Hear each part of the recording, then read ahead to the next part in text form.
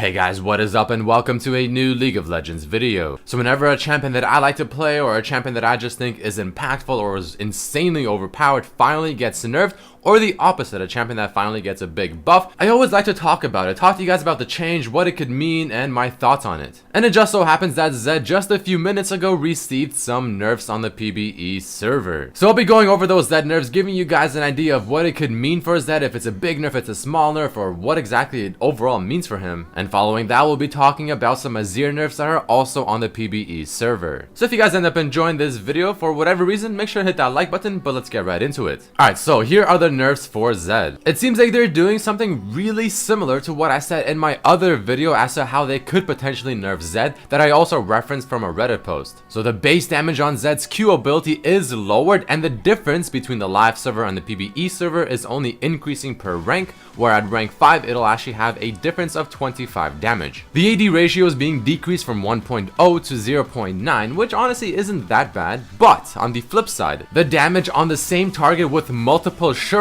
has been increased. So rather than dealing only 50% of the shuriken's damage to a target that already got hit by a shuriken, it'll now deal 75% of the total damage. So what exactly is the difference between the live server and the PBE server in terms of how much damage you'll do with 2 or 3 shurikens on the same target? So let's pretend your shuriken is at rank 5 and you have enough AD to make the overall shuriken damage be at 300. So that means on the live servers with a 1.0 bonus AD scaling on your Q, that will obviously mean that you have 65 bonus AD coming from your items or whatever. So the live server is that if he were to land 1 Q, well, that's going to be 300 damage. If he lands 2 Qs, then that's going to be 450, and if he lands all 3 Qs, that's 650 damage. But now let's take a look at the new ZED, the one that got changed on the PBE. The base damage on the Q at rank 5 is 210, and it only has a 0.9 AD ratio scaling now. So in other words, that'll be 210 plus 58.5, because 90% of 65 is 58.5. Putting those numbers together will give you 268.5 damage on one single shuriken compared to the 300 from the live server. So landing just one shuriken on the PBE server will result in about 30 less damage in this specific scenario. But let's take a look at multiple shurikens, because now the damage on multi-hit on same target is 75% rather than 50, which means 75% of 268.5 is 201.4. Or in other words, all your other shurikens after the first one will deal 201.4 damage. So if you were to land 2 shurikens on your target, you will actually deal 469.9 damage, and if you land all 3, you will be outputting 671.3 damage. So about 20 more damage or so. So I'm sure that was a lot of math, and I hope it wasn't too confusing, but essentially what they're trying to do is, as you saw through the numbers, the more shurikens you land on your target, the more damage you will do, but not by an insane amount, and if you only land 1 shuriken, it's just simply going to do less damage. But then we also have the change to his death mark, where now the proc damage has been increased by 5% at every single rank, but the AD ratio has been halved. Now this isn't all that bad, and the reason I say that is because a lot of Zeds don't even go for just some kind of full AD build. A lot of Zeds maybe get Youmuu's, get their armor penetration, and then they go for something like a Black Cleaver. He doesn't really get that much flat AD stats from Black Cleaver. You're going for that armor penetration, which will work with this proc damage even better. But it does mean that once you get your final build, chances are you will be doing overall less damage, unless you land all 3 shurikens,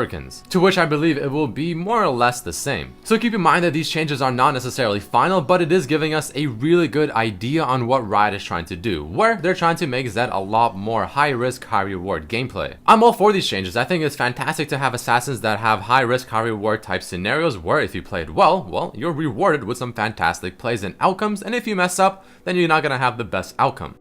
But now that we got the ZED nerfs out of the way and you have a better idea as to what it can mean for him, let's quickly talk about the somewhat big AZIR nerfs. So here they are. First of all, his W can no longer be used on towers to deal the bonus damage, which is big because right now AZIR, he's extremely strong when it comes to taking down towers. He can push in towers really easily, he can use his W, it'll destroy them pretty fast as well, and I mean, this is a pretty big change. But something in my gut is telling me that, you know what, even though it sounds insanely big, it's not really gonna be all that impactful. Following that, we also have another change to his ultimate where the wall duration has been lowered to flat out 3 seconds from 5, 6, and a total of 7 seconds at rank 3, to also not even granting extra move speed when allies walk through it. Now, I don't know about you, but whenever I play AZIR, I almost completely forget that the wall even increases the move speed for allies when they walk through it because I almost never see it happen. But now, with the new duration on the ultimate, that one is going to be a little bit unfortunate because a lot of the time, a skilled AZIR player will use this wall and how it stays in front of him for a decent amount of time to outplay their opponents further. But lasting for only 3 seconds is very unfortunate. I mean, you're not going to have a lot of time to do what you want to do. You'll have to either kill your target or just peace out much quicker. And I'm not really happy about that change. I feel like just having the wall there for 5, 6, or 7 seconds was perfectly fine. I don't really see why they have to change that, so I'm definitely a little bit unhappy with that. I honestly feel like just removing the W damage and the 20% move speed from the ultimate should be more than enough to try out and see how it goes. And then maybe if AZIR is still insanely strong, which honestly he isn't unless you're very skilled with him,